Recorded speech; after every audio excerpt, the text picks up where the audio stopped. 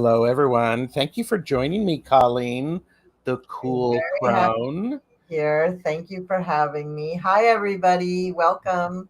And everybody, this is the first episode of Readings for Readers. And I am honored that Colleen has said yes to, I'm like, I have this idea. What do you think of this? Great. You want to come on and do it with me? um, oh, and I even created a little banner. I should probably put that up. Oh, yes. There you go. So it's Oh, with my readings for readers. Right. And so there you go. So um so what we're going to do is I'm doing a reading for Colleen. Colleen's going to do a reading for me. We are going to share with everyone a bit of our process. Part of the benefit of this is you get to see what it's like to get a reading from us, uh, as well as perhaps you get some ideas for your own practice for readings. Mhm. So I think it's really very important. Oh, I have to do all of these things. This is for entertainment purposes only. Do not make decisions based upon what we say. Seek professional assistance. Really. Please like, share, and subscribe because it's free. And yeah, that's that. I mean, just make sure if you haven't subscribed over to Colleen's channel, I don't know why you're waiting because there's a plethora of amazing stuff. Do the same for me. TarotStache, great. Links are below. So, um, but so I wonder. Well, how about we do this? How about we say hello to here? I added a new one. We have the best lurkers, Mm, we have the best chatters, nice. and we have the future lurkers. Nice. So everybody's welcome. So thank you. Thank And Imelda is here. Thank you for giving us a thumbs up. Beth is here. Lisa is here. And oh, the cool crone is here. This is exciting. Yes, I'm here. Madame Maru is here. Good to see you. And Hypnicity, Delani is here. Hello. Mark. Hello, Mark. And Sherry Freebury. Teacher Barbara, good to see you. Polly, thank you for being here. Jeanette M. My StreamYard is moving really slow. Julie V 1112. So, and love your artwork, Colleen. It's beautiful.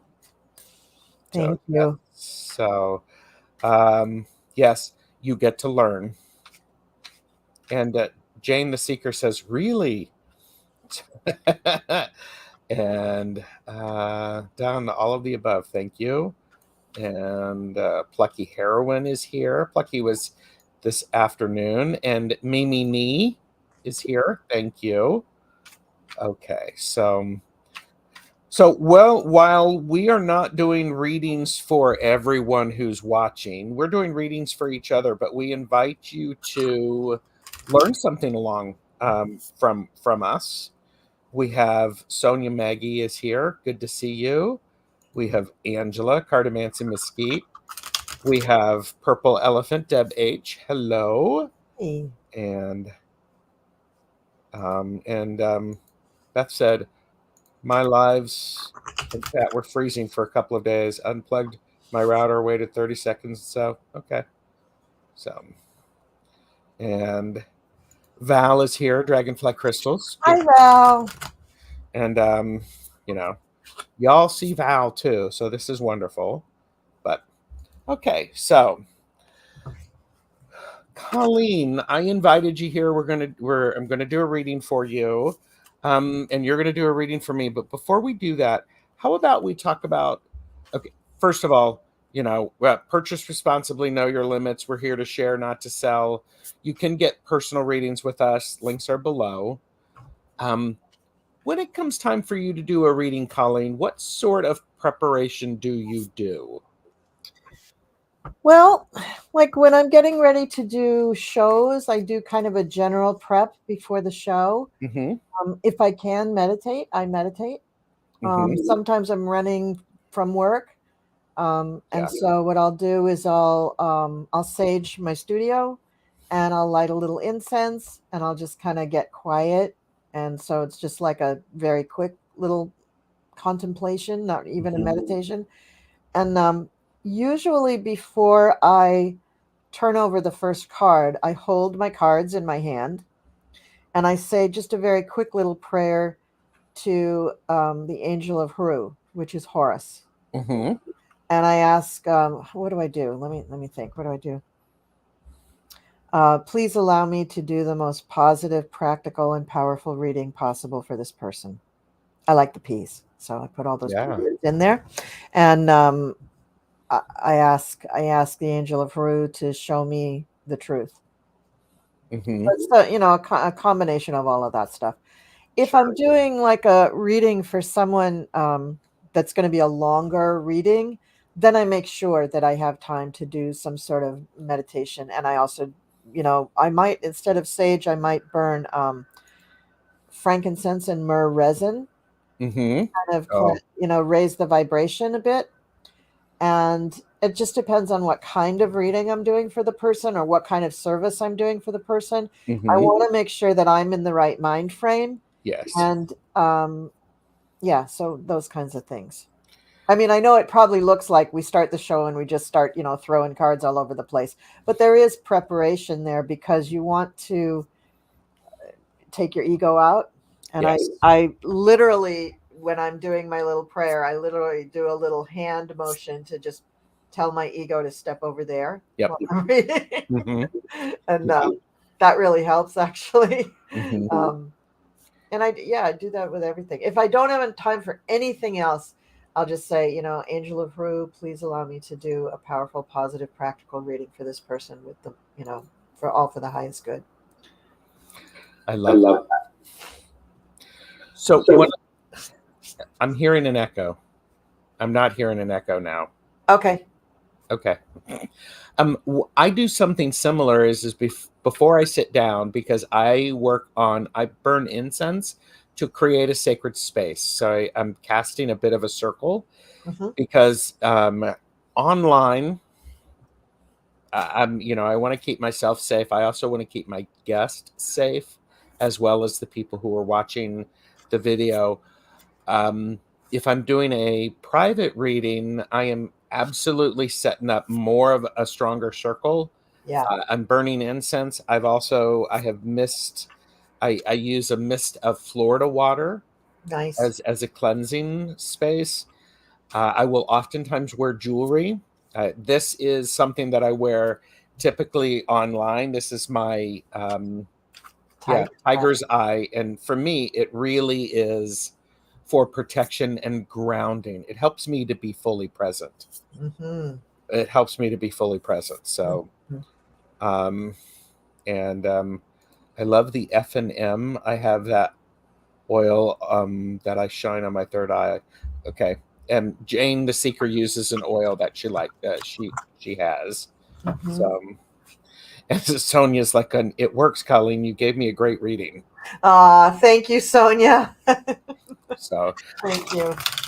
and so I'm also not doing a reading if I'm not in the right headspace. Yeah. So Yeah. I usually have water around me. Yep. I am a person who I take notes. I actually have a notepad right next to me so that I can take notes to help me remember things because a lot of times when I'm reading, I will forget. I won't necessarily remember what I said. And I've got to remember, writing it down helps me to remember these are the questions, these are the basic information that somebody's wanting to get. Well, about that, about not remembering what you said, Uh-huh. you shouldn't remember what you said. It's actually none of your business. It's their reading. Yep. It came through you and it went to the person.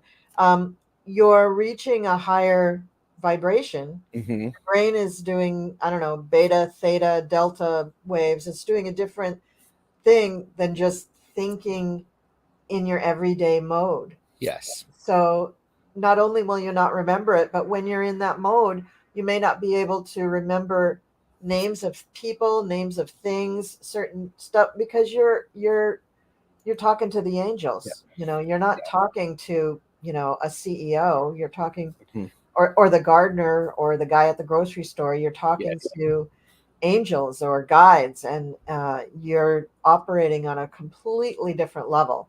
So it's Mhm. good that you don't remember. Remember, everybody, it's none of your business what you said in a reading. And I'm really glad you said that too, because early on when I was learning tarot, somebody would come back and say, "Do you remember that reading that you gave me?" No, I don't. I don't remember that, which is why a lot of times I will actually say, "Please take notes during your reading because I won't remember. If you come back and ask me, I won't remember." So, Well, that's what I love about Zoom. I can record the readings and I yeah. can send them the recording, and then they don't have to come back and ask me questions. But sometimes people do come back and ask me follow-up questions, Mhm. which is also hard to do Yeah. because the reading that you're giving is for that moment in time and space. Yes. And as the world moves on, so does the time and space. And so, well, now we're talking about a whole different Yes. scenario. So that's hard. That's Yeah.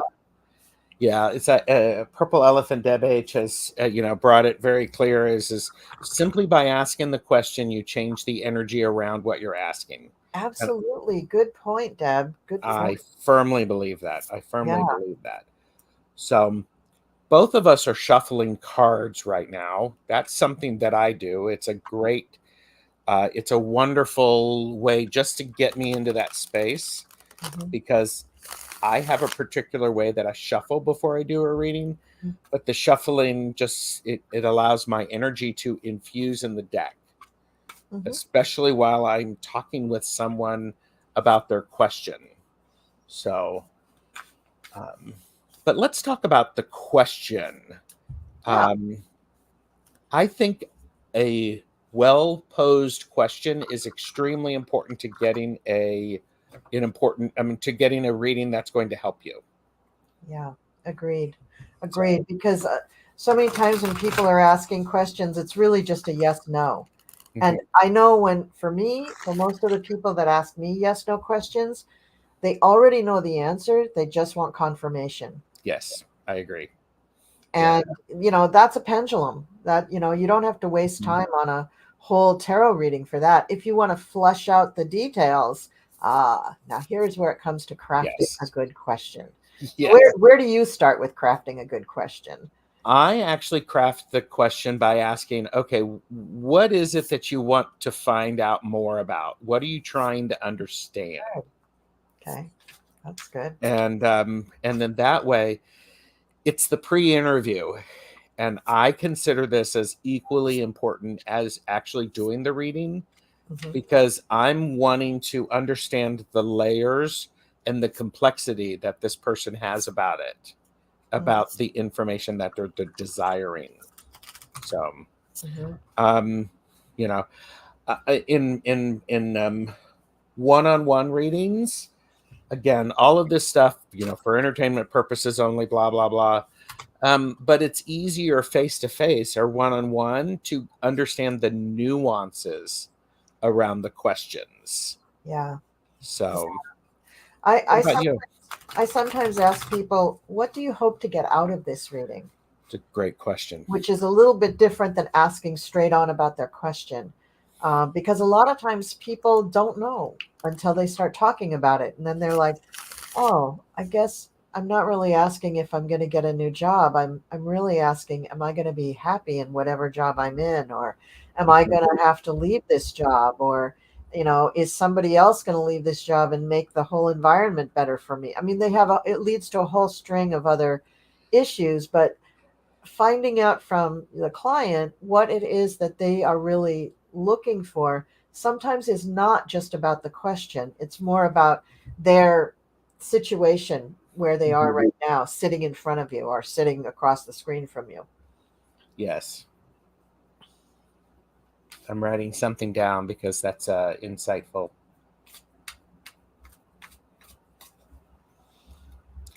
And you know, if I have someone come to me for the first time, I will actually ask them, Colleen. I'll say, "So, have you ever had a tarot reading before?" Oh yeah, I asked that too. Hmm. And it's great to hear what people say about that. It gives me a chance to understand what is their relationship with tarot. Also, it gives me an opportunity to say, okay, here's how I read tarot. Here's the experience that you're going to have with me. And so I think that's an important thing to understand. You know, somebody's like going to be happy. You know, somebody they go, oh, you know, we're you know, oh, I always get readings for this, this, and this, or I get readings related. What I love, Colleen, is I love it when people come to me. I call them like it's like when you go to the doctor for well baby visits. It's just the check in. How are things going? Hmm. How are things going? So, um, so yeah. Um, and Jane the Seeker says, I think a spread can lead you to a question. It certainly can. Yeah. And definitely setting expectations up front. So, um, so for those of you who are joining us, we are doing readings for readings. I'm doing a reading for Colleen. Colleen's going to do a reading for me. We are sharing a little bit about our process to help you understand what we do. And we hope you learn something. So, and that says, I see that question as a type of managing of expectations. If you get someone who has no experience with tarot, they sometimes don't know what to expect or expect too much. Yeah, Hmm. That's true. yeah, And I think some people too, especially those who have not had readings before, they sort of expect you to lay out their life.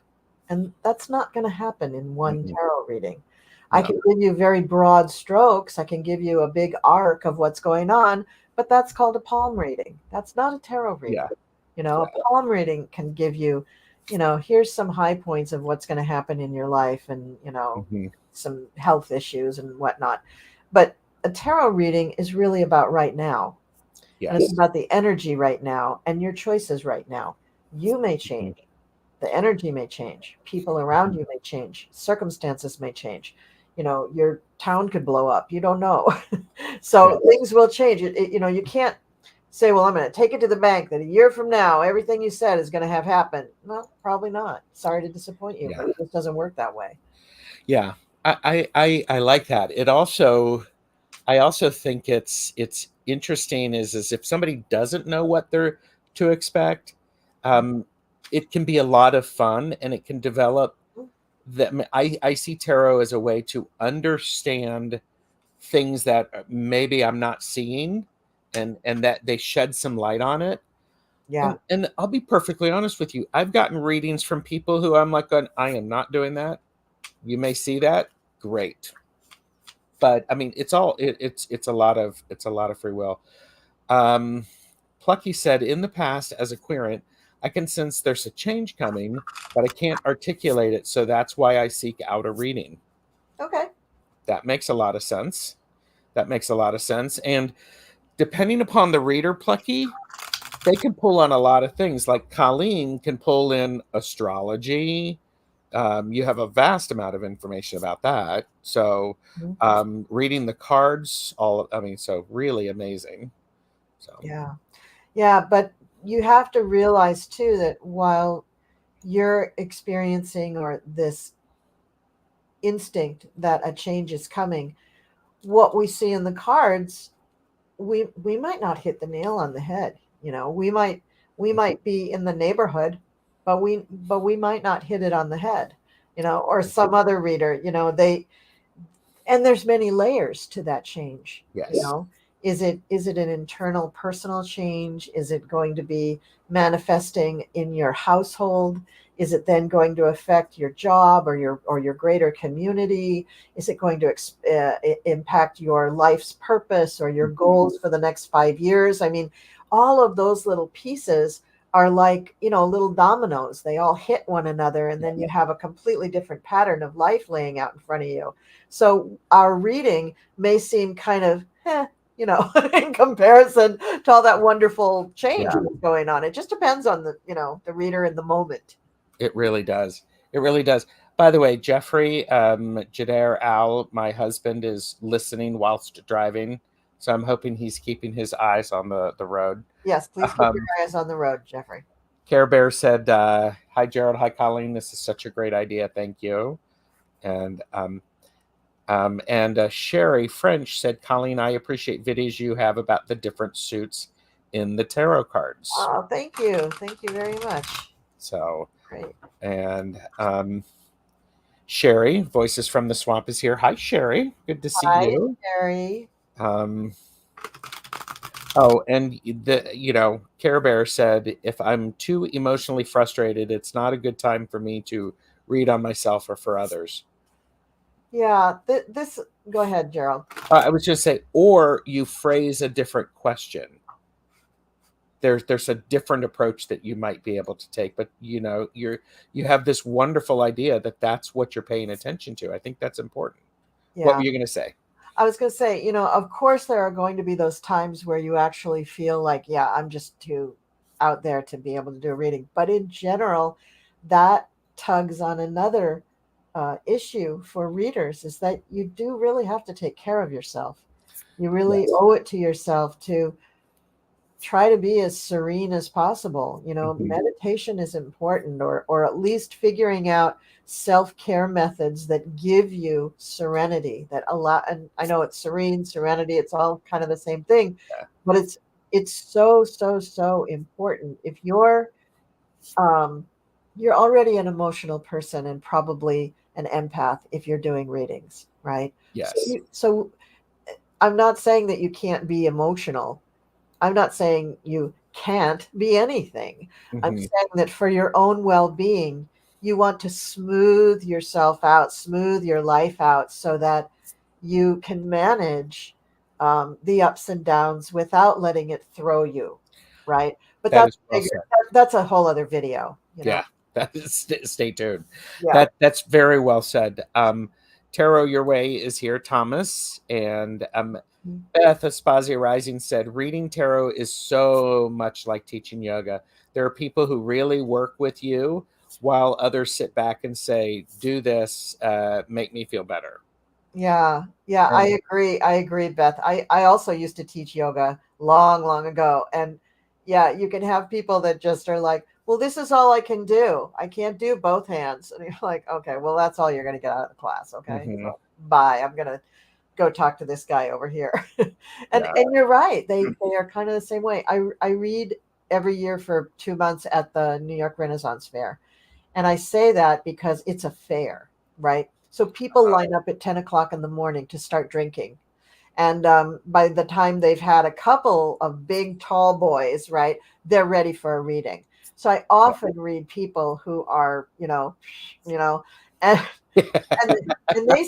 they sit down with one of two attitudes. Well, one of three attitudes. One is, I think my husband's going to leave me. I need a reading. They're drunk and crying, and you're just Yes. like, okay, okay, fine. And then they're the people actually who leave you $20 tips. And then there's the guys who are like, my wife told me to do this, so read me. Mhm. Are you psychic? Yeah. Let's see, prove it. And I'm like, my answer is, um, I can't prove it. So if you want to pay me to sit here and talk to you for 10 or 15 minutes, I'll do it, but I can't prove anything to you. So Yeah. get over that. Yep. But then you get people who haven't drunk that much and who actually do want a reading. And there are so many people that for some reason they wait until the fair to come up and have an annual reading. And I'm like, really? This is probably something you should do like at least twice a year, if not three or Yes. four times a Yeah. year. Not every day, not every month, but you should check in every once in a while with a reader because it Yeah. can be very helpful. And those people that are coming for those annual readings, I feel a great responsibility to give them like, okay, let's try to get the whole year in Yeah. here. We're going to do it as quickly as we can. So Yeah, yes. yeah, Yes. it's a lot. It's a lot. So Yeah. So, we had a question that I highlighted that Carolyn asked, Porterfield Maxie. I feel anxious when I meet new people. Will that affect my reading? If so, any suggestions prior to a reading? Well, yeah, it will affect your readings if the anxiety is there because you'll be blocking yourself from getting messages. Exactly. But part of the anxiety, just a suggestion, if you are an empath, is that you're overloaded, you're overstimulated by the energy of others around you. And this is usually, I like to say, people who are connected to the fairies or to the galactics sometimes have a hard time managing earth energy, and people Mm, who are just like kind of bouncy and happy in the yeah. or people who are really, forceful or whatever. So if you have that problem, well, you could stay home a lot, which is what I do, but you can carry stones that help you feel more Yeah. calm.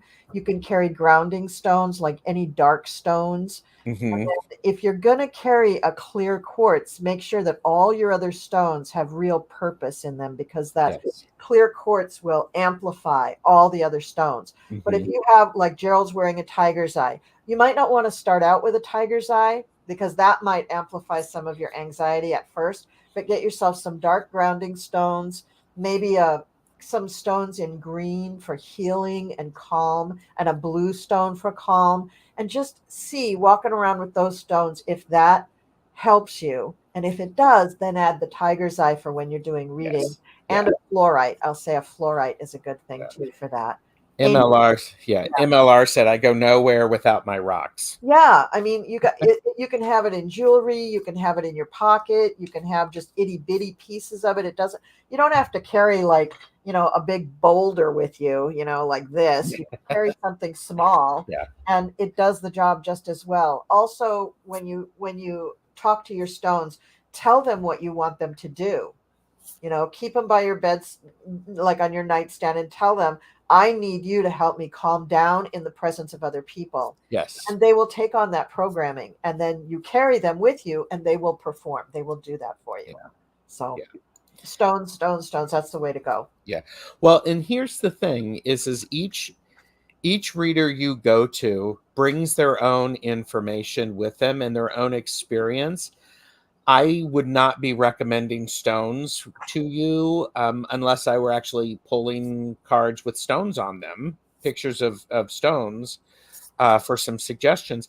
Colleen has a lot of experience with that. So this is, again, part of that beautiful balance. So I think it's really important. And Sherry also followed up. Sherry French said, Colleen, reading people who are three sheets to the wind must be difficult to say the least.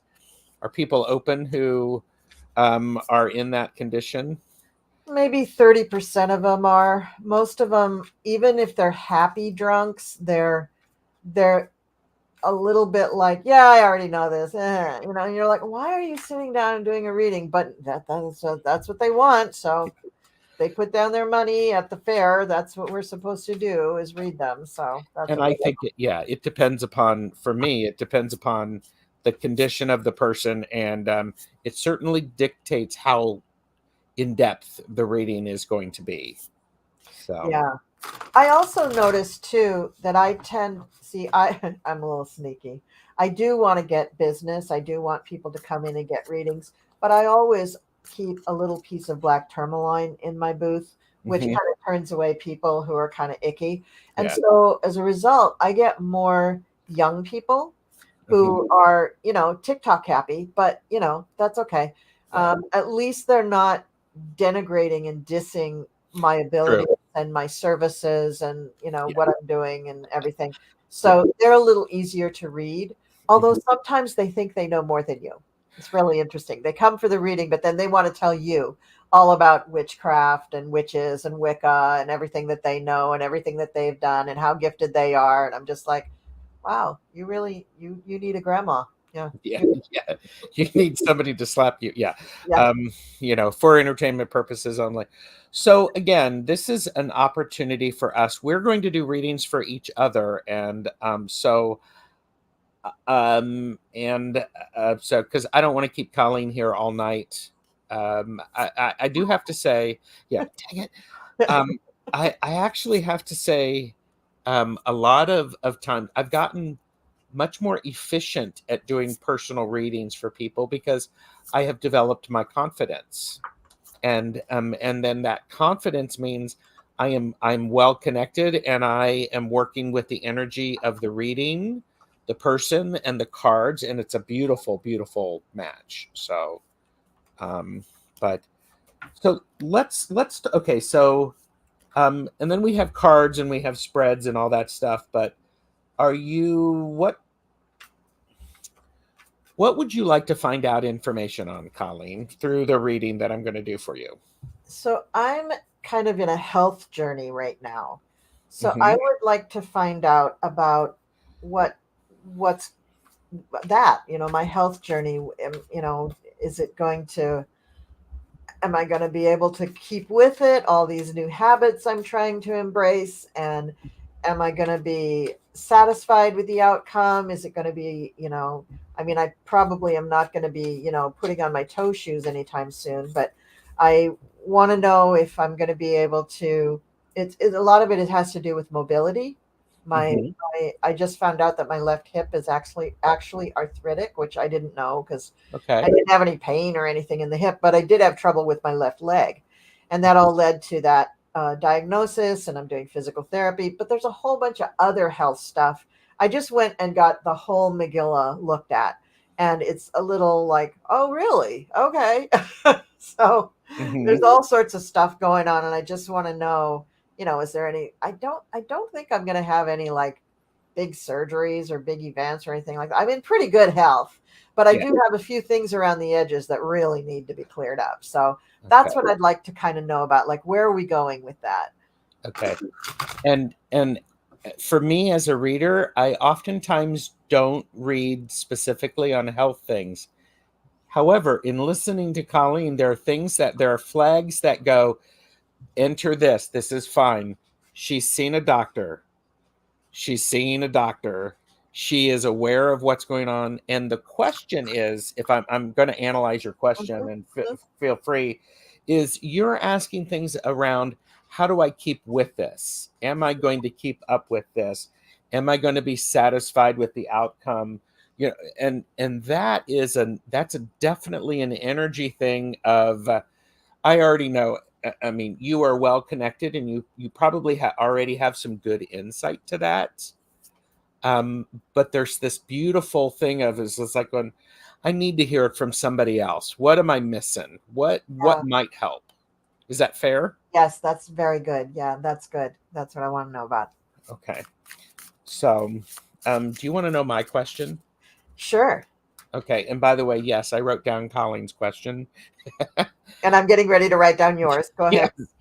ahead. I am going to be doing a lot of work on the exterior of my house and the grounds, and I need some insight to keep me freaking motivated. This is not something that I enjoy doing, and I need that help to chunk it down into smaller bites that I don't get overwhelmed with. Okay.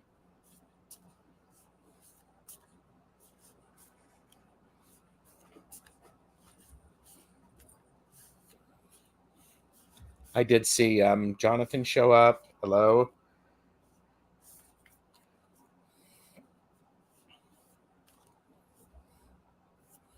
Okay. So um, let's talk. Let's talk about cards. Okay. I'll start. I have a lot of different decks around me, and if I'm going to an event where I am Deborah Haggerty, that is funny. My suggestion: hire someone. Yes. Um, you know, so actually, that's on the docket as well. Um, but I usually take a couple of decks that are good overall general decks for me. I take some that are good for romance. I do have some that are for healing, with not just physical but emotional healing. And I try to have some decks that I think people are going to see themselves in. So, what Okay. about you? What sort of decks do you have? I have my favorite, which is the Cosmic Tarot. The backs look like this. Mm, I've used this deck for years. It really speaks to me. I also use a bunch of non-tarot decks. I use playing cards. I have a couple of different styles of Lenormand decks. I use kippers.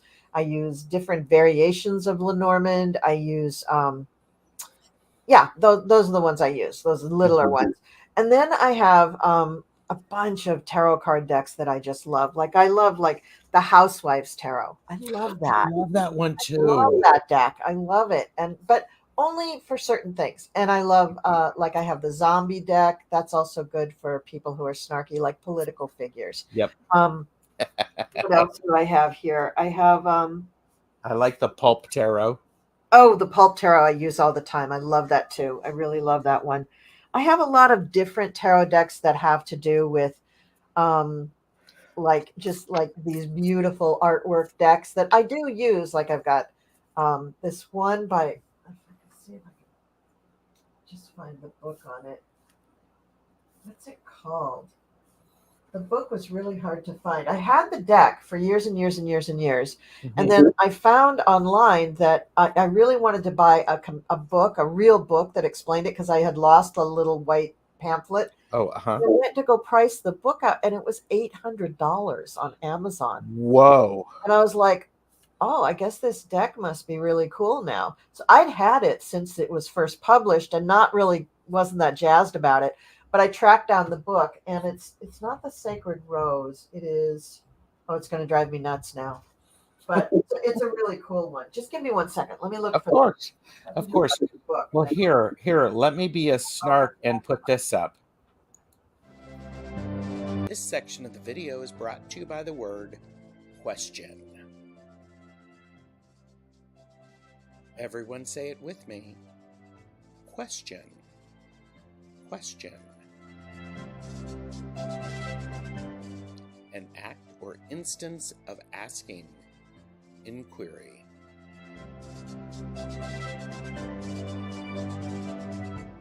No question about it. Please like, share, and subscribe to our channels. Question.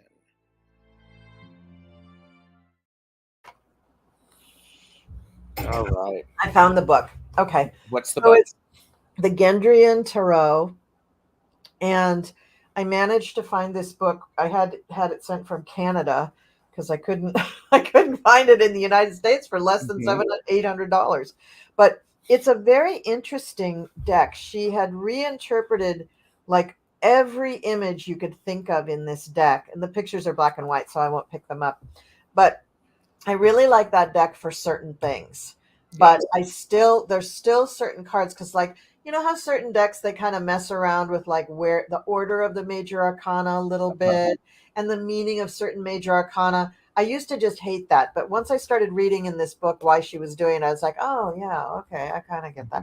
So she has a beautiful combination of all the things that I like, you know, offbeat religions, Native American, regular metaphysical junk, chakra stuff, angel stuff. I mean, all this stuff kind of blended into one and beautiful, beautiful artwork. Um, so I love that one, but it's a little hard to use sometimes because it makes you really shift gears. I have I have a couple of weird tarot decks. I have a lot of angel tarot decks. I'm really, really into that. And some of them are kind of hard to read, but I do read them. And then there's oracle decks. And I gotta say, my favorite author for oracle decks is Kyle Gray. I am just drawn to every one of his decks. And I used to get all the Doreen Virtue decks. I don't have every single one, but I have a hell of a lot of them. And her decks are still good, you know, even though she's like off in the wild blue yonder. The decks are good, and I really think that the imagery that she puts on them is really pretty. It's really, really pretty. Um, who else? Colette Baron Reed does some beautiful decks. I love her stuff.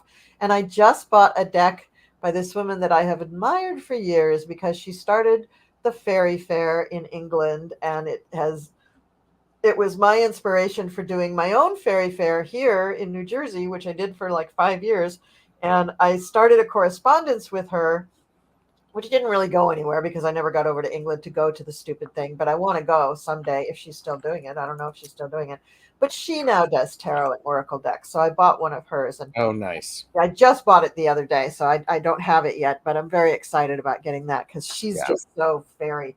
And I have a lot of different fairy decks, oracle decks, sure, tarot decks, little sure. Kipper fairy deck. I mean, Well, and here's the thing: you only need one deck in order to read cards. that's right.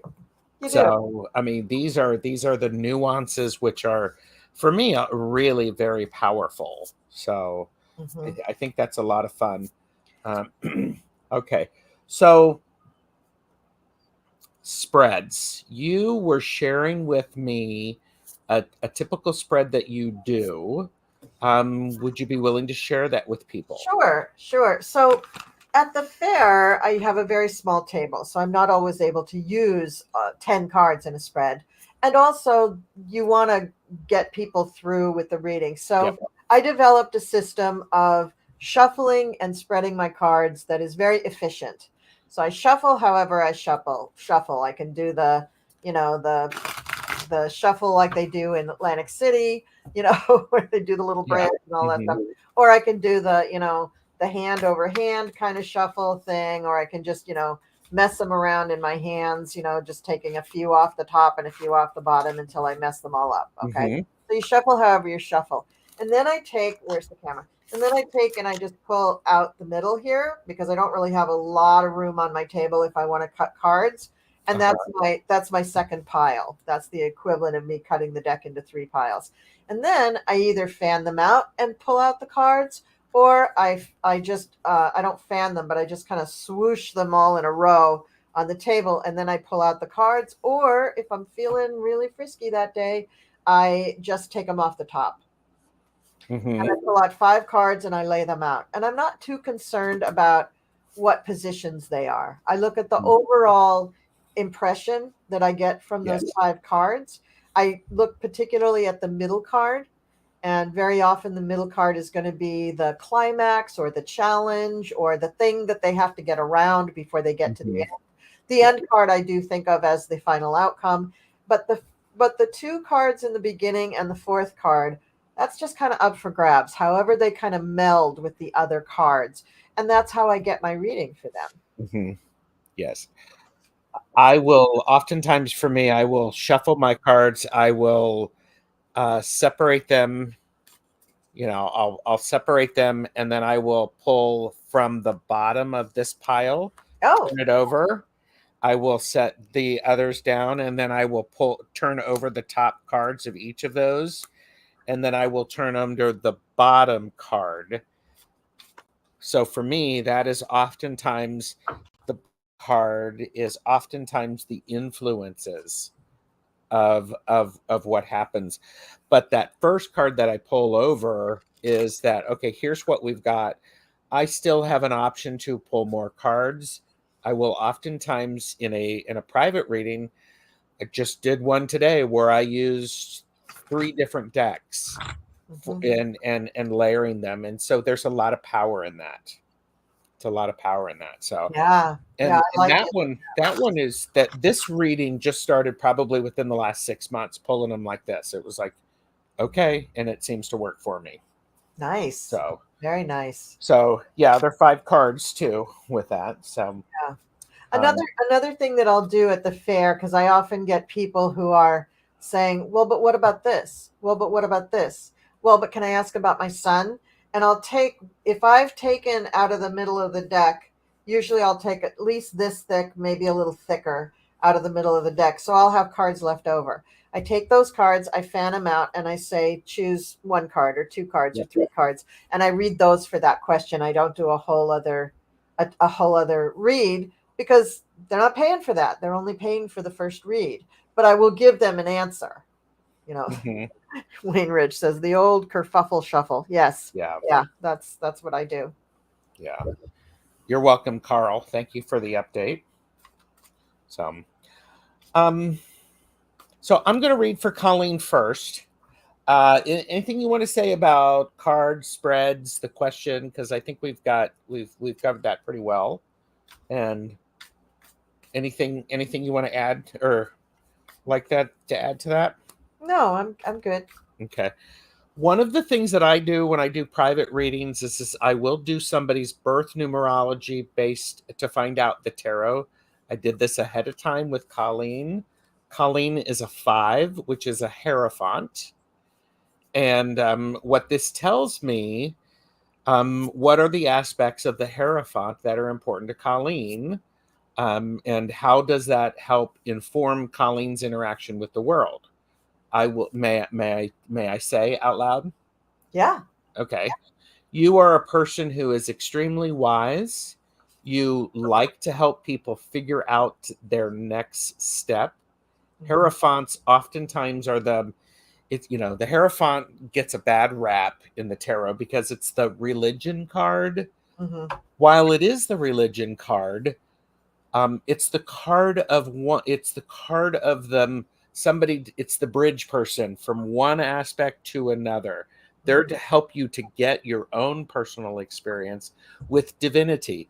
They want you to improve. They want you to have your individual experience. And you probably, I would imagine, in my world, you write rules and you put out plans for things at work, how things should be done, Yep. because they should be done the right way. And you know the right way because you smarter. Well, you're not smarter than everybody. I mean, yes, you are. But you have a clearer understanding because you have that big picture in mind and you Yeah. know the steps in the process that needs to go through. Yeah, that's very true. On the flip side of that, you are absolutely a person who likes to help create that structure. You're also a person who will ignore that structure when it's convenient for you. Mm-hmm. Because it's like, okay, I'm not going to do that. That's how we should do it, but Mm-hmm. let's go around this way. So, and Amanda Carroll is a 5 as well. Oh. So, yeah, a 5 smile. It's like, yes, Gerald. Don't be reading me. Jane is as well. So, but that helps me because I'm like going, okay, I can tell Colleen's going to benefit from maybe setting up some sort of a rhythm, structure, appointments to help her keep with it. So, Yeah. okay, so we're looking at specifically how you're going to keep up with it, and are you going to be satisfied with the outcomes, and keeping the mobility going. So I'm actually using the Sacerabito because it wanted to come out and play. It's this one. Have you seen this deck? No, that looks cool. It's I use the Sacerabito Mini all the time for my yes or no questions. So okay, so oh, and if I were to be doing this not on camera, I would start with a general Celtic cross just so that I can get a good feel of what's going on. So I'm not doing that right now. So all right. So Colleen, the first card that I have for you is the Star. Oh. So thinking of are you going to keep with it? I would say absolutely. The universe is wanting you to keep up with it. Yay. It's going to give you ample opportunity to do things with it. And I also think this is, I'm sort of connecting in is as far as your health, if you are not healthy, you cannot do what the universe needs you to do to help other people. That's right. So That's right. There might be a little pressure from that, but whenever the Star card comes up for me, Colleen, for when I'm doing reading, this is the universe conspiring for your success. You are well loved, you are chosen, and I bet you pay very close attention to astrology as you are doing this stuff. Yeah. So yeah, very much so. Yeah.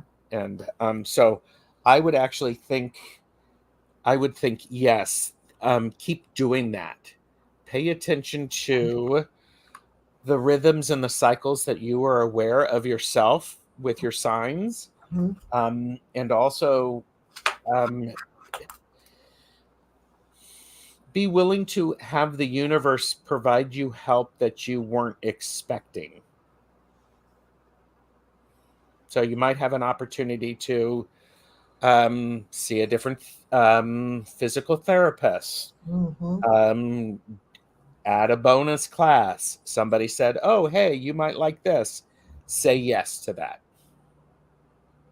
So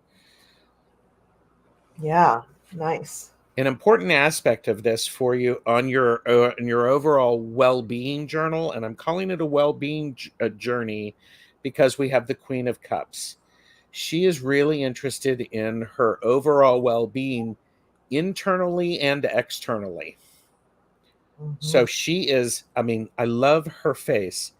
She is smiling as she is basking in the glow of the water in that cup, which is reflecting the stars above. So we have a link here. Yeah, very much. Um, Beautiful. That's so this is really powerful, and I also like how there is a heart on her forehead. yeah, I noticed that too. I was like, oh, that's so cute. Hmm. And the heart on the forehead reminds me to um, you may be careful on how hard you are on yourself. Treat yourself with loving kindness and tenderness to remember this is a journey. This is a destination that you're getting there. It's not going to go as quickly as you want. Mm-hmm.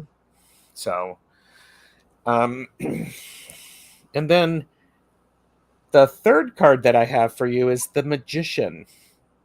Hello, the Star, the Queen of Cups, and the Magician. Your decisions, and you are very aware the decisions you make have impact.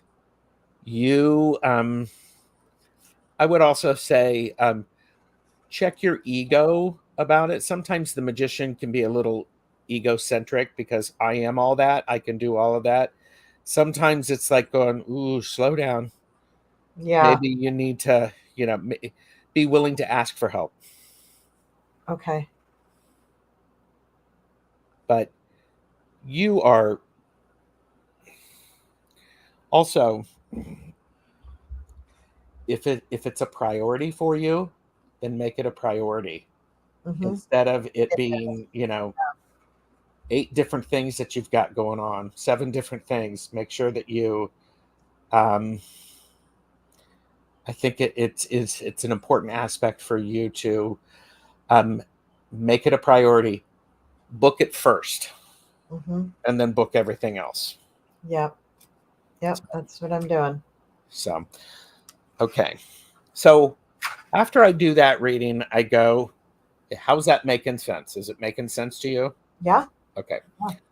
Let's look at some other things that might cause some struggles for you, because underneath the Queen of Mm-hmm. Cups, we have the Two of Swords. Okay. So with the Queen is very intuitive. She's very mature. She's looking inward. You may have some choices to come up that could be a bit challenging for you. Um, you have a good thought process already. Don't wait too long to make some of the decisions. Okay.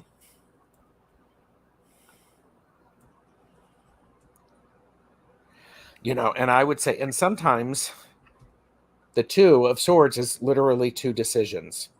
Mm-hmm. Yeah. So, Yeah. and if you're basking in this glow and you're getting into the bliss of the universe, sometime you got to get out and you got to do some stuff. Yeah. Yeah.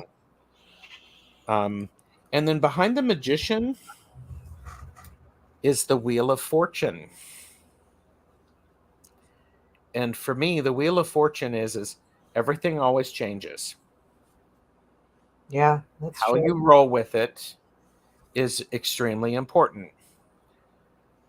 The Wheel of Fortune is a 10, which reduces to the 1. Yeah. Understand that the decisions you make today are impacting, I mean, these work together. Yeah. The decision you're making as a magician to, well, maybe I will maybe I am going to eat that, and this is just me, not you. Maybe I am going to eat that whole bag of potato chips Mm-hmm. and have ice cream, but then I'm going to hurt tomorrow. Yeah. Um, and so just remember that the decisions that you make impact the future. Now, you've talked about meditation. Yep. Meditation is an extremely important part of this. When the Wheel of Fortune shows up for me, Colleen, I always remind people it is important to stay as centered as possible, because when the wheel shifts, you then don't get as discombobulated as if you were on the outside. Right. The wheel turns. So stay centered in this. Mm-hmm. Um, and thinking about keeping with it. I think the short answer is yes, with your decision making, sticking to your guns and being willing to make those hard choices, Mm-hmm. and understanding that what you are doing today impacts the future. Yeah, very much so. So now, in a 5-card reading, 3 cards are major arcana. Mm. We have the Magician, we have the Wheel of Fortune, and we have the Star. Mm-hmm.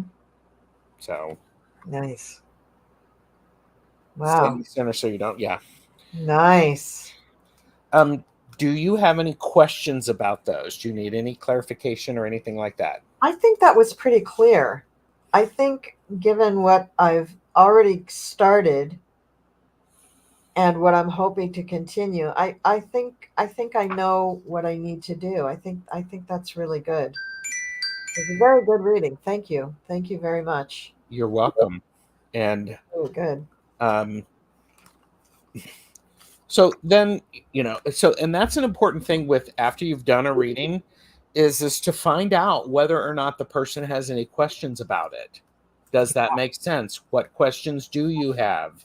Yeah. Because questions are okay, because you may be realizing there may be an aspect of something that you as the querent are thinking that the reader wasn't even considering. Yeah. So um, I've missed some of the chat. My apologies. I was in hardcore reading mode. So, Colleen, I think you could see that. You could energetically go, and he's paying attention to the cards. And Yeah. so, Yeah. Thank you. so, It was a kick-ass reading. Thank you very so. much. And because hashtag I'm an overachiever, I am looking at the satisfaction with the outcome, because I'm curious about that.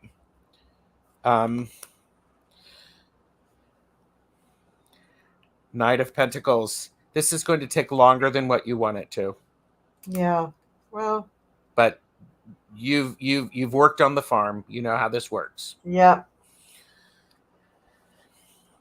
The next 2 cards are I have the 5 of Wands and the 5 of Pentacles. You're gonna hit some. There's going to be moments when you're not going to be satisfied because things are not moving, or other things may be discovered, and use that passion to be able to help you move through it. And with the 5 of Pentacles, don't forget to ask for help. You are not by yourself on this.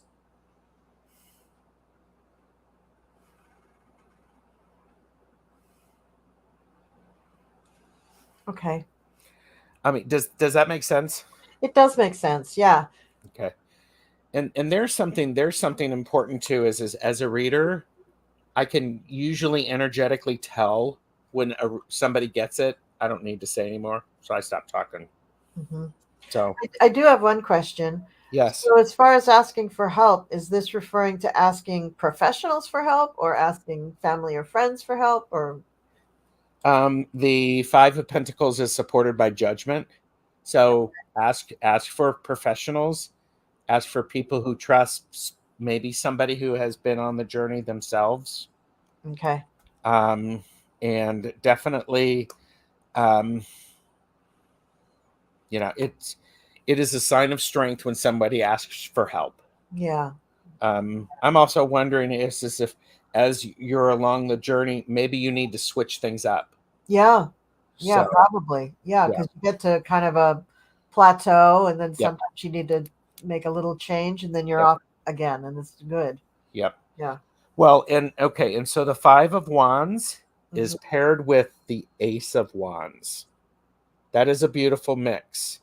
Yeah. When you get the 5 of Wands, which for me, the 5 of Wands, Thomas just talked about this on his show on Sunday. 5 of Wands for me is always an exchange of energy. Oh yeah. It doesn't have to be an argument, it doesn't have to be a conflict. It just has to be monitored so it doesn't get out of control. It's good. So Yeah. as it comes for, being satisfied with the outcome, when you are not happy with it, start the new path. Go, okay, let's pull back. Let's pull back, and you're smart like that. So Great. Yeah, but the new path shouldn't be just another bag of potato chips. It should be an actual path. no, actually, it might actually be you actually walking, you actually literally walking labyrinth. Do you have labyrinths around you? Um, there used to be a guy who came and like did the labyrinth walk like once a month at a local church, but there is one that's just in the ground in a Mhm. town nearby, and my friends really like that. We stopped going during COVID, but I could probably get a few of them to look back into it. There's also, I think, a website called Yeah, labyrinthfinder.com, yeah, something like that. And the reason I say this is because it is a form of walking meditation, yeah, and movement is important. And also pay attention to your body, because if something burns, that's not a good thing. right. So Jane is going to make one in their yard so we can go visit Jane. Okay, So there you go. any other questions from that? No, this is very good. Really, really good. I think you hit all the, I think you ticked all the boxes. Okay. I think that's great. And private readings, we can ping off on all that stuff, but that energetically feels pretty good to me. Yeah, So but I would say use your strengths and your foresight to plan how you're going to deal with these slight challenges. yeah.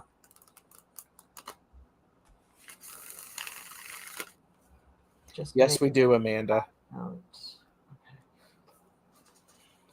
Amanda's like, well, do we get to hear about Gerald's yard now?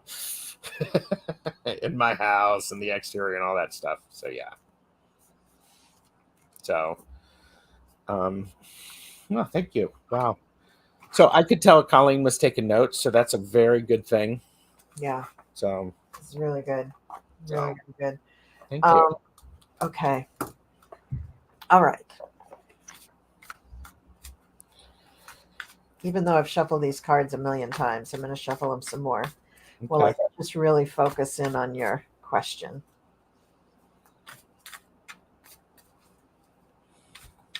And I'm just looking at chat. May I talk while you're shuffling? Yes, go right ahead. So I see a lot of the best chatters are bringing it, and I think there are different ways to do the numerology. My suggestion is pick one that works for you and do it. So sorry, Jane, you didn't get robbed. It's a shadow number, but you don't have to have one.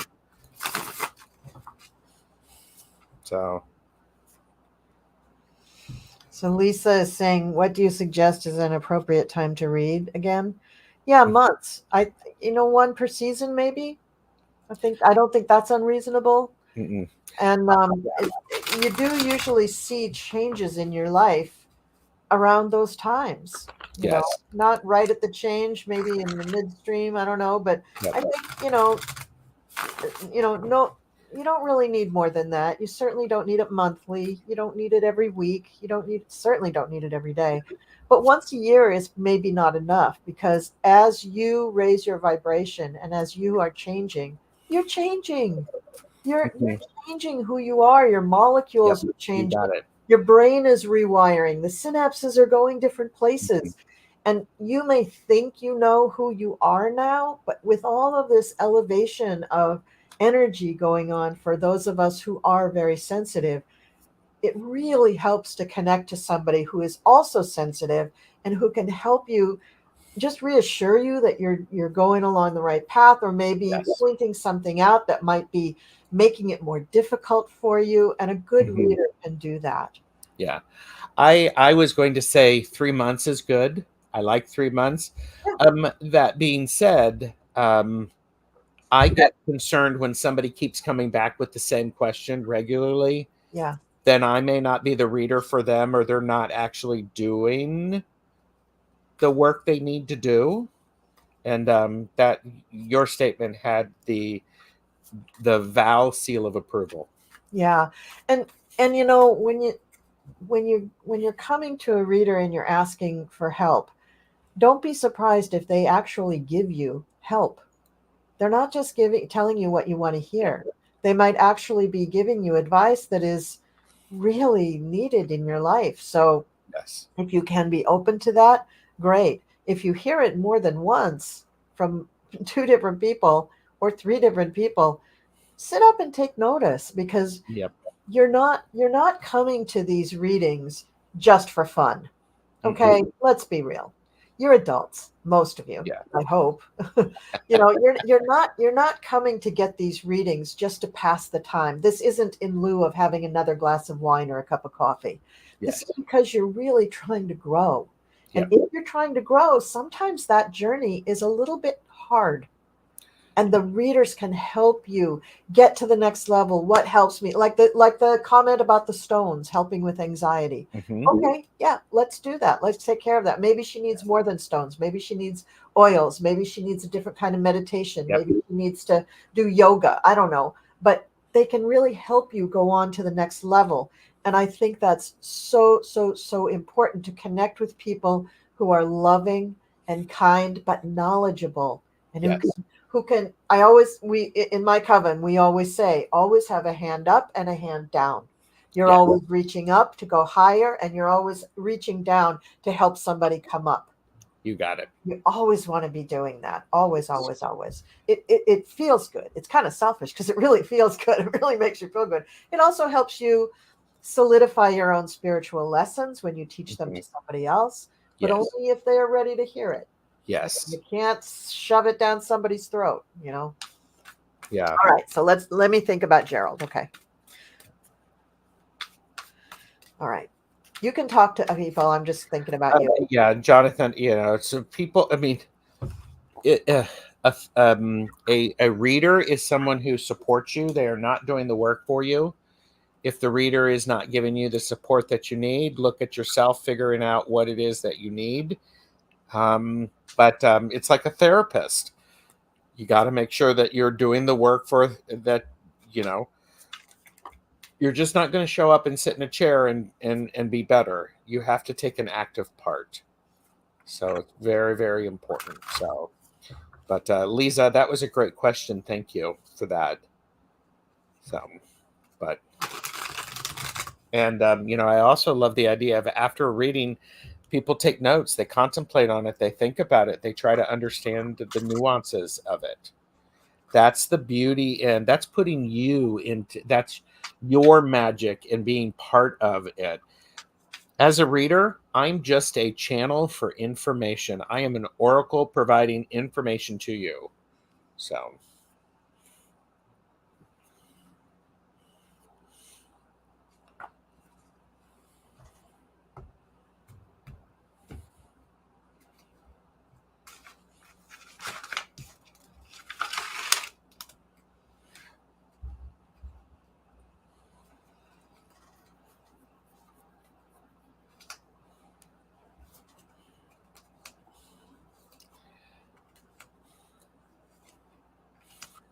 and by the way, when a reader is quiet, it doesn't mean that things are bad.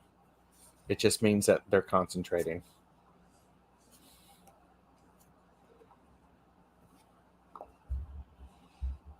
Okay. So how did you decide to begin to do this project? What was the impetus for doing this project? Oh, it was external. It needed to be done, or things would be happening. Windows would be cracking. So it's outside of my area. It was an external influence, if I can say that. Okay. So I think you need a small team of people to do this. Okay. I don't think you should just take it on yourself. Um, there's a lot of inner turmoil about taking it all on yourself. Mm-hmm. Just for the amount of time it's going to take, um, the knowledge, the skill level, the whole thing is just a little bit daunting for one person to do by themselves. And Mm-hmm. so I think if you have a small team of people to tackle it, it will be much better. And I would suggest that you think about what are the jobs that need to be done that make you feel happy Mm-hmm. about doing them. And you should pick those to do. Mm-hmm. And then you should get someone else to do those other things, like the things with the windows. Probably that's somebody you hire because it Mm-hmm. may be replacing windows or whatever. Right. Unless you did that in another lifetime, and I just don't know. But anything that you think, I'm going to need to buy some big equipment for that, or a lot of tools, or what, Yep. that means you probably need to hire someone to do that, because you don't need to invest in all of these tools when you could just put your money and invest into the person to do it for you. Mm-hmm. You may want to direct the whole project, but you don't necessarily want to spend your whole spring and summer doing all of this every time you're off camera. Yes. That's not going to make you happy. Mm-hmm. So you've got some anxiety about just doing the thing. So you're going to just pick the things that you really love to do and do that part. And then you're going to build a team of some kind to do the rest of it. But you're also going to take a step back and really think about, what do you want the whole thing to look like when you're done? What's your vision? Because it should reflect your vision when it's done.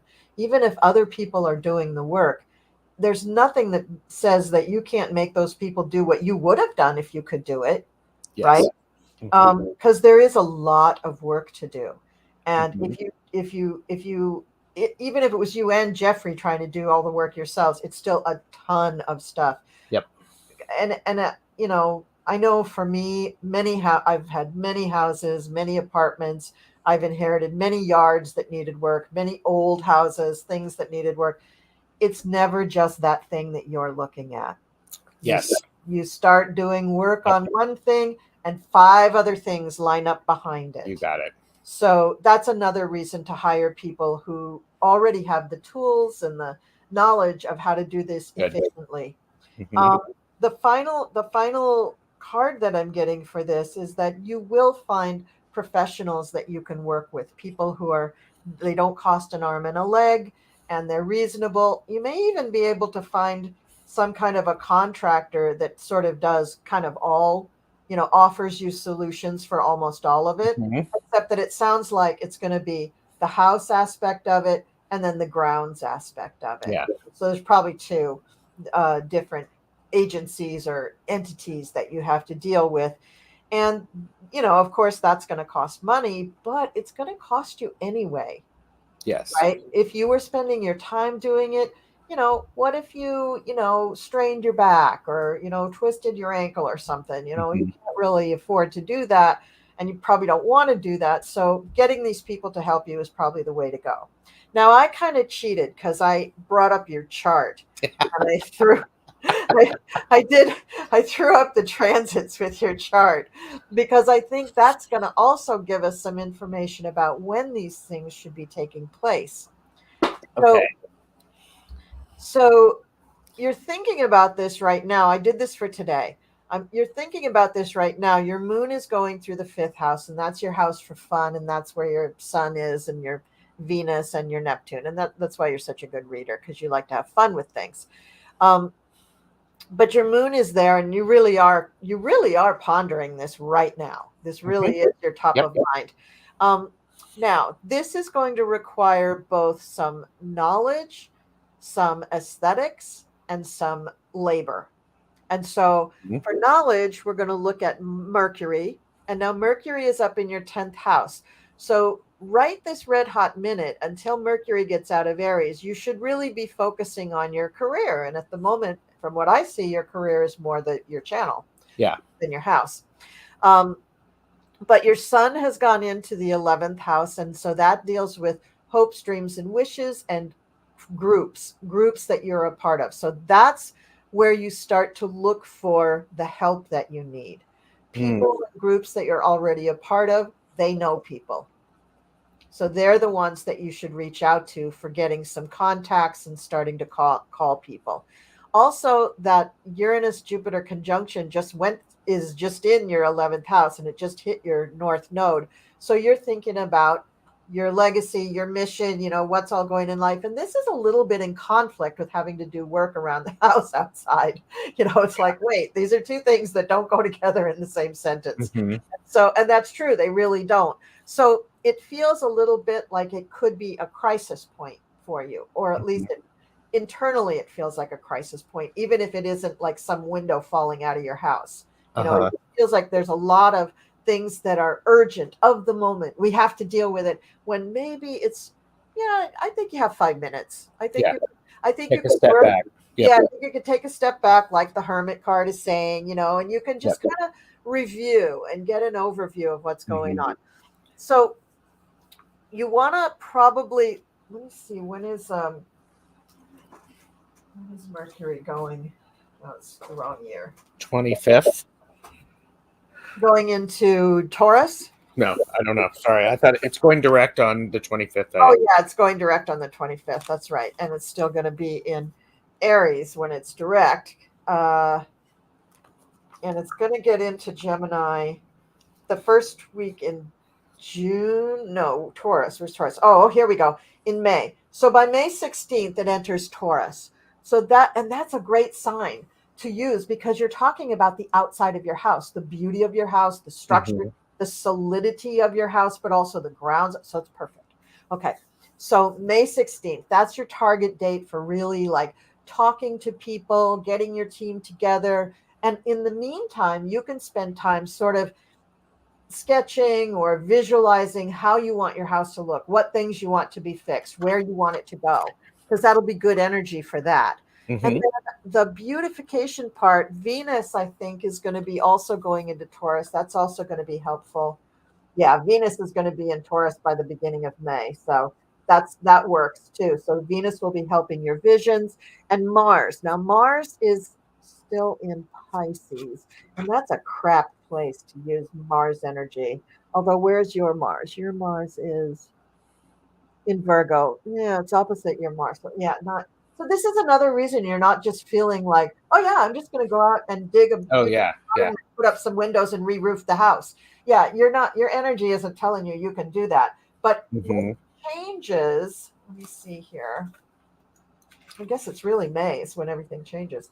Yeah, see, Mars goes into Aries in the very beginning of May. So you could be starting to get some things done, although I think you're going to have more impetus to do things for your channel in May than anything else. Yeah. That's really where your head's going to be at. But you can get this team of people going, and it could turn out that, the projects that you really want to do are more later in the summer, you know. Uh-huh. So what is the kind of things that you would want to do of these projects? Any of it or none of it? Well, I don't really like yard work, so that hiring that out is absolutely fine. Believe it or not, I actually do like replacing windows, replacing the Okay, broken windows. I've done it before. I was good okay. at it. It made sense, and trust me, there's satisfaction for actually going, Yeah, let's get this work and look at that. Boom. yeah, yeah. So, Okay, so you'll do the windows part and then you'll hire out the yard part. That's good because this is the time of year when people will be around and doing that kind of stuff. So that would work out well. And the so Mars to your if you could wait till more, let me see, when does Mars go into Taurus? Yeah, so the June 10th is when Mars is going to go into your 11th house. And I like that as a better time so that you don't have to split your focus too much between your channel and doing the work outside. Mhm. I mean, but really, how many windows are you going to replace? There's four that I want to do. So do you think over the course of a week, maybe 10 days, you get them all done? Yeah. I mean, between going to the store, getting Yep. what you need, all that crap. Yeah. So Yeah. it's not like you're, No. and putting it off till June is not going to be a big hardship, right? Nope. Okay. Okay. So yeah, I just think it's safer then.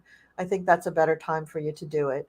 Um, yeah, and so that's what I'm going to say. Now Jupiter going through that 11th house, that's yummy. It's actually yummy for all of your connections and networking, and Nice. the conjunction is actually really really good for you.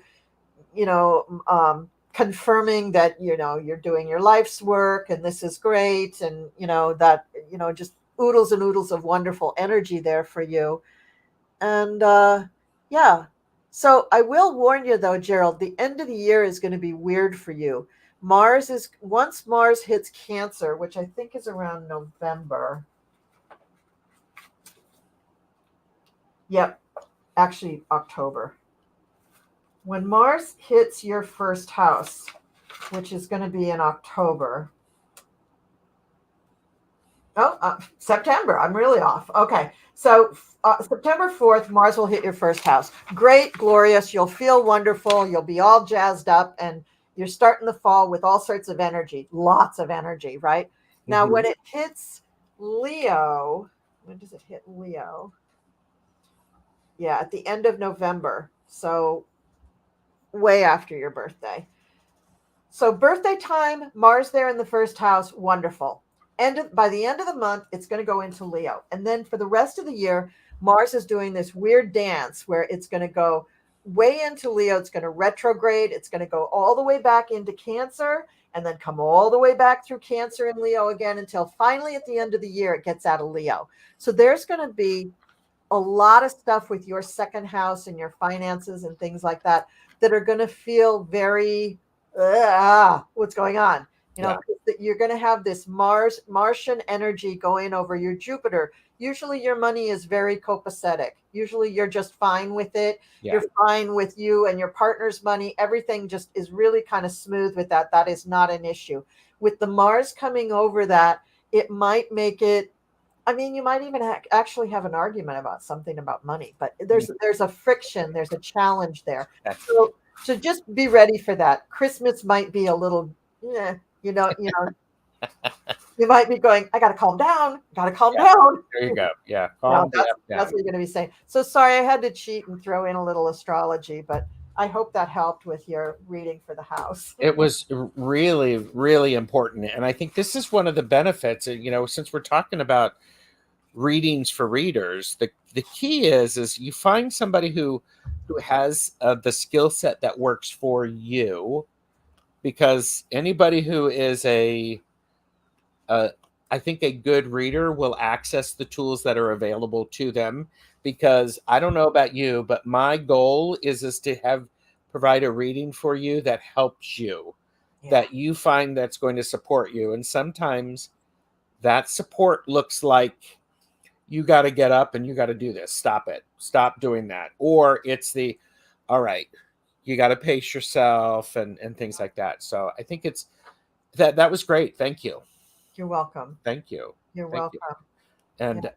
And I am, I'm fortunate because Colleen has my chart. She's got the backdoor information. She's got that. So that really, oh my. Yeah, oh my goodness, that's a whole different show. My apologies. That's a different show. I have no idea what you're talking about. I made him blush. Oh my God. That's great. That's great. But oh, great. Oh, that was good. Those were good readings. Those were very good readings. And so and again, I thank you for being willing to come on and talk to me about this. This is something Chris from Elemental Cartomancy, he was doing readings, and then somebody that he knows who is a professional reader came on, and they did readings for each other. And I'm like, I love this idea. I love this idea because it's a great way for people to, because how often, I mean, readers, oftentimes we are so busy. Bless you. Goodness. You okay? Yeah, it was. They did a lot of cleaning at work today, and there was dust everywhere, and my allergies are just going nuts. Go ahead. Uh, oh no, but I think it's one of those things that people who do readings, do they get readings? Yeah, readers for, readings for readers. So it's just this idea, and I thought it's a great opportunity to share a little bit, to have people who are watching the playback get some insight on what's involved in given an in-depth reading. Yeah, So, yeah, so I yeah, appreciate that. And readings online are fine. They are just at a certain level. Sometimes they can go deep, yeah. and it's like next Monday, caffeinated and unfiltered. Those will oftentimes go deep really quickly. Hmm. Legit readings. So, Yeah. but You know what I love about when people think that things are just for fun, that's when the door is open and you get pretty deep because you're yes, relaxing. You're kind of yes. letting your guard down and Hmm. it's kind of going with the flow. And before you know it, that water man just pulls you into the ocean. Yep. Well, okay. So then let's finish this up. So we've just done readings for each other. What do you do to end a reading? Well, I do similar to what you do. I ask them, did I answer? Well, at the fair, I get right to it. Did I answer your question? Hmm. Because sometimes people don't give me any indication during the reading that I'm hitting the nail on the head or not. Yeah. Yeah. And most of the time, I'm very proud to say, people, when I ask that question, either burst into tears and say, "Oh my God, I've never had such a great reading," or they say, "Oh, I don't know. I'm speechless. I don't know what to say." And I'm like, "Oh, good. Okay, that was really Uh-huh. good." Very rarely I get someone who's like, "I don't know. I didn't really know what you're talking about." And at that point, I give them their money back and I give them blessings and I send Yep. them on their way. It's Yep. like, you know what? You sat here for the whole 15 minutes. You didn't give me any indication one way or another of what was going on. You're not working with me. You're just challenging me. And I have Yep. other people to read for. So Yeah. bye bye. You know, so, Yeah. but in jet, when I do readings for clients online, which is most of what I do these days, I will ask them, did we get to the heart of it? Did we answer your question? Hmm. Is there anything else that you want to know? Take a minute and just think about it. And Yeah. if there's anything that you want to know, just ask me now because I probably won't remember all of what I said afterwards. You'll have the recording so you can go back over the recording. Yes. But if you have something you want me to follow up on, let's do it right now. Because Yeah. in those scenarios, we have the luxury of time. At the fair, I don't usually have that much time because I want, I've maybe got a line of people waiting. People are Sure. like, Sure. God, is she going to take all day with that guy? Yeah. Yeah. So, I do something similar. I want to make sure that I've answered the question. Oftentimes, I will shuffle the cards again and pull out a card, or have them pull out a card of something that is their takeaway to help them. So it's ah, sort of like, it's just like, bonus. oh, what's the thing to remember? And while I was shuffling and I was thinking about this, for you, it is the Queen of Pentacles. Oh, nice. I I love love this Queen of tentacles Pentacles. on her She bunnies. Yeah, little bunnies. She is also the one who she is, and especially for pentacles around the physical body, Yeah. she is going to want to make sure that you are nurtured, that you are healthy, you are happy. The Queen of Pentacles, and look how happy she is. Yeah. She's Really, really really, happy. really pleased with herself. It's cool. So I like her tattoos as well. They're very yes, I do cool. too. So I would say, that's something that I do is I just go, a good takeaway is remember to nurture yourself, be kind to yourself, and you're part of the process in this. So it's really powerful. So Nice. Very, very nice. um Good. so here's a question.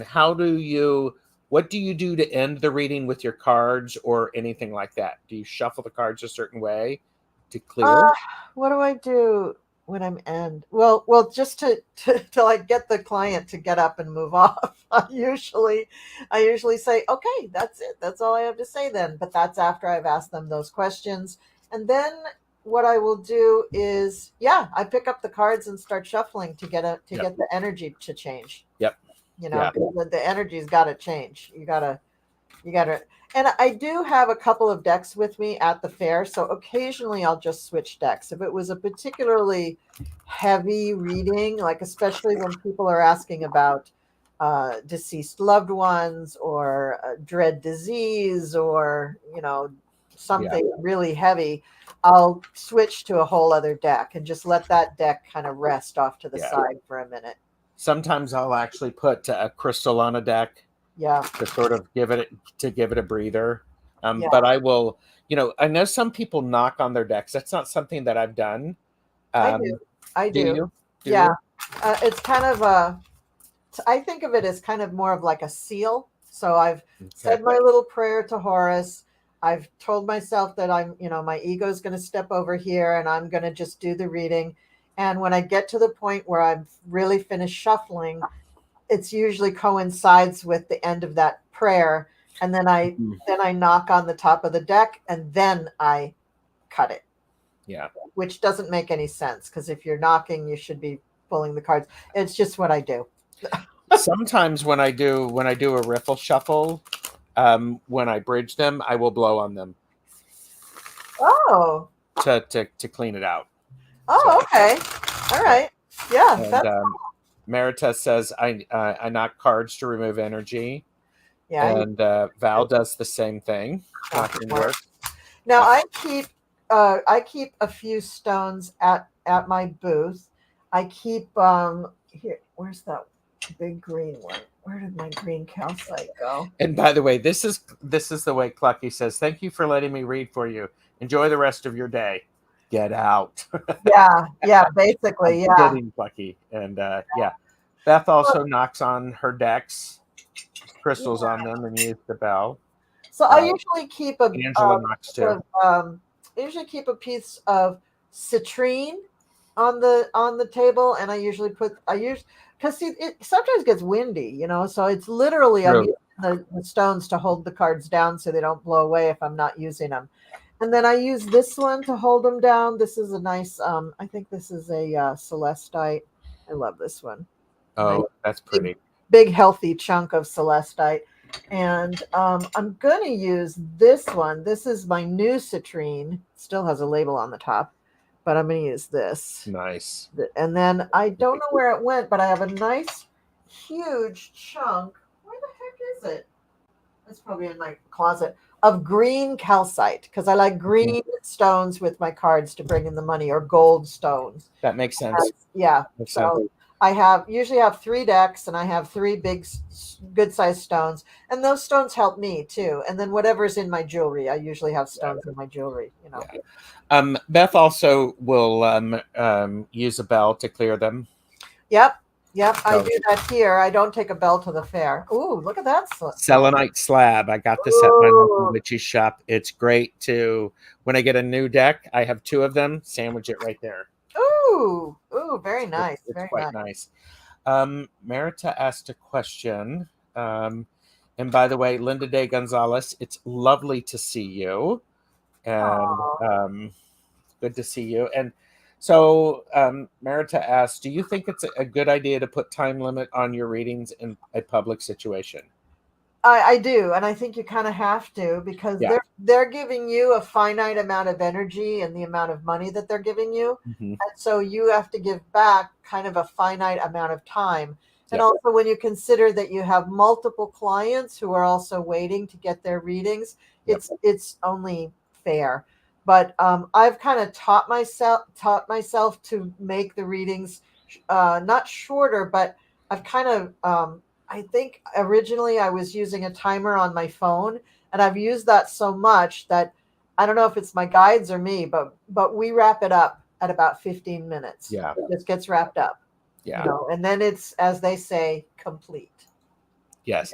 Well, and I agree with that, because there is, as a reader, we need to set our boundaries and our timeline. How much time are we putting for the exchange of money that we've figured out? And we need to be comfortable with that. And people will. We need to be realistic. And it's like, okay, what do you want to know? Well, I'm not going to be able to do all three of those questions. Which one is the most important? Yeah. So, and I'll do something similar. When they say that they have a few questions, I'll say, well, let's start with one, and then I can do some follow-up cards for the other two, because otherwise you're going to do three different readings. I don't think you yeah, want to pay for three different readings. yeah, And they're like, oh, yeah, no, I don't want to pay for that. I'm like, yeah, because my time is so worthless. Come on, fuck you. You know, get out of here. Get out of here with that. But, you know, yeah. there's there's lots of readers at the fair. There's probably like 15 different readers at the fair, and we're all kind of located close to one another. And if people come back to you, that's really good. That's really, really good. And I do have people come back to me, and I haven't been there as long as some of the other readers. Some of them have been there like 30 years, and that's why they have repeat customers. I've been there, I think, I don't know, 6 or 7 years, but I have people coming back to me. And so like that, that's good. Yeah. Merita likes lapis and amethyst for intuition. Of course, it's my ring. It's Yes. lapis. And I always have amethyst around. Val likes calcite. Yeah, I love calcite. I have honey calcite, orange calcite, and my green calcite. Yeah. And for reading in public, it's one of those things. It's like, I encourage anyone who is, I'm going to say magical or intuitive. You know what works for you. You know what gives you strength. You know what helps ground you. Yeah. Do those things because you develop a relationship with them. I, for one, cannot use hematite. Oh, really? Hematite. I used to wear hematite rings. They would last a day, and I would break them. They would crack on me. So interesting. And I think after the third or fourth time, I was like, you know what? This isn't for me. And I would also lose them when they were in my pockets, and I'm like, hematite is not for me. Wow. So wow. So it's strange. Crazy. So, wow, we've been on for an hour and 37 minutes. This has been great. Oh my God. That did not feel like it. No, it did not. And so thank you for coming on for the first readings for readers. Yay. I'm going to be doing a series of these where I invite somebody on. We do a reading for each other. I do not know how often I'm going to do it, but if you are a reader and you like the idea of joining me on screen and having a conversation and sharing a little bit, by all means, let me know. So, what do you have coming up on your channel, Colleen? Let's make sure that we let people know what you've got coming up. We're just about through April, but this weekend is very exciting. We have the Cool Crone Oracle on Friday, which is really, I love doing that show. It's all personal readings. It's all readings from the chat.